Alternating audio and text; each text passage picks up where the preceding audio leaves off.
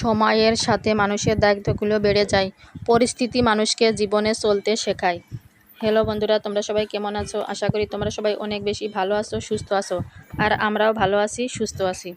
সকালবেলা উঠেই ঘর কোনো রকম একটু জল ছিঁড়ি দিয়েছি। জল ছিঁড়ি দিয়েই ওই যে মানে গ্যাসের চুলোটা মুছেই টিফিনটা বানিয়ে নিচ্ছি। যেহেতু ওরা সকালে খেয়ে যায় না, তো প্রাইভেটে চলে যায়। প্রাইভেট 1 ঘন্টা, তো 1 ঘন্টা প্রাইভেট করে ওখান থেকে স্কুলে চলে যায়। তার জন্য আমার টিফিনটা এই 1 ঘন্টার ভিতর সব কিছু করতে হয়। এই জন্য তাড়াহুড়ো করে আমি করে নিলাম। তো পরিস্থিতি মানুষকে সব কিছু বুঝিয়ে যায়। এক সময় তো দায়িত্ব জিনিসটা বুঝতামই না। তো সময়ের সাথে সাথে মানুষের দায়িত্বগুলো অনেক বেড়ে যায়। আর পরিস্থিতি মানুষের জীবন চলতে শেখায়। তো এই সংসারে বাচ্চা-কাচ্চার জন্য, বাবা-মার জন্য, স্বামী সংসার সব কিছুর জন্যই দায়িত্বটা অনেক বেড়ে গেছে এখন। তো এক সময় ছিল যে দায়িত্ব কী, এই জিনিসটাই বুঝতাম না। তো এখন দেখো আমাদের সময়ের সাথে সাথে অনেক কিছু পাল্টেছে, আর পরিস্থিতি সব কিছুই শিখিয়ে দেয়। আর বিশেষ করে মেয়েদেরকে বেশি শিখিয়ে দেয়। তো সকালবেলা এই যে টিফিনটা ওদের দিয়ে ভাতটা চাপিয়ে দিয়েছি। ভাতটা চাপিয়ে দিয়ে তো তারপরে ঝাড়ু-টাড়ু যা কিছু দেওয়ার দিয়ে নেব। তো মানুষের যখন এক সময় থাকে যে দায়িত্ব কী জিনিস মানে বুঝতে পারি না। তো কিন্তু যখন বিয়ে হয়ে যায়, বিয়ে হওয়ার পরে একটা মেয়েকে অনেক কিছুই মানে স্যাক্রিফাইস করতে হয়। পরিস্থিতি অনুযায়ী তাকে সব কিছু করতে হয়। তো এই যে আমি সকালবেলা ঝাড়ু-টাড়ু দিয়ে নিচ্ছি।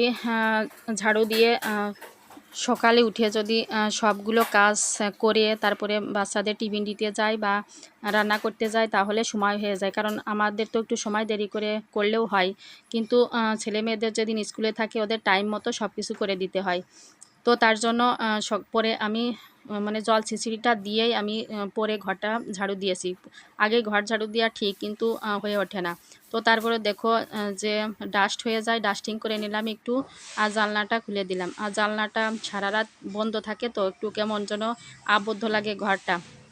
তো গ্লাসটা খুলে দেওয়ার পরেই এত সুন্দর মানে হাওয়া আসে, আর মানে আলোটা আসে খুব। মানে মনটা ভালো হয়ে যায়। গ্লাস থাকলে কিরকম আবদ্ধ, ঘরটা আবদ্ধ হয়ে যায়।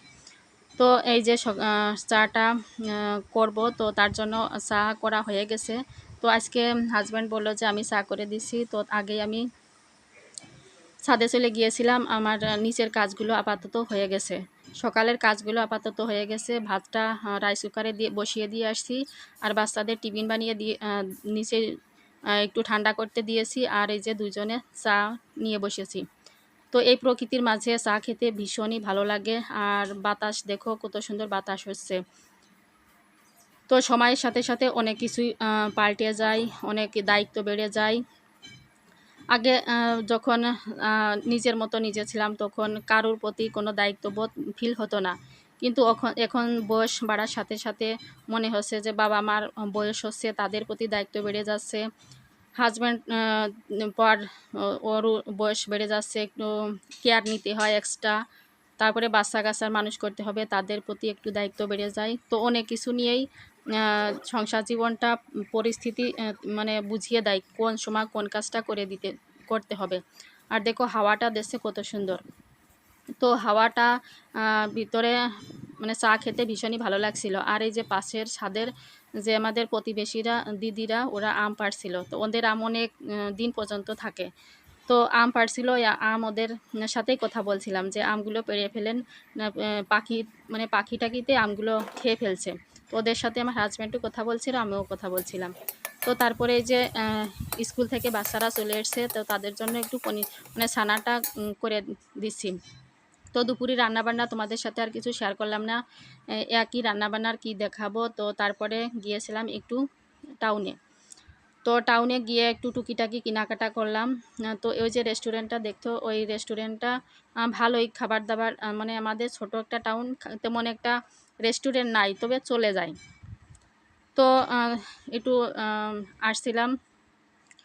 তারপরে ওইখান থেকে আমাদের এখানে নামযজ্ঞ হচ্ছিল পাশেই, মানে আমাদের বাড়ির পাশেই নামযজ্ঞ হচ্ছিল। তো সে নামযজ্ঞই একটু গেলাম।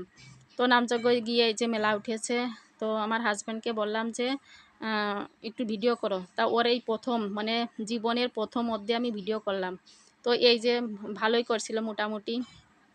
তো আমি একটু কেনাকাটা করতে গিয়ে মানে ঠাকুরের মালাটা কিনতে গিয়েছিলাম, দেখি প্রচণ্ড দাম। তো তার জন্য আর কিনছিলাম না, মানে মানে যতটা দাম না তার চেয়ে মানে 3 গুণ দাম চেয়ে বসে আছে। একটাই দোকান বসছিল ঠাকুরের দোকানটা, এই জন্য আর কিনলাম না। তো মাঝে মধ্যে একটু ঘোরাঘুরি করলে ভালোই লাগে, মনের ভিতর ফ্রেশও লাগে। তো একটু বেরিয়ে মানে কাজের ভিতরে একটু বেরিয়ে পড়া ভালো।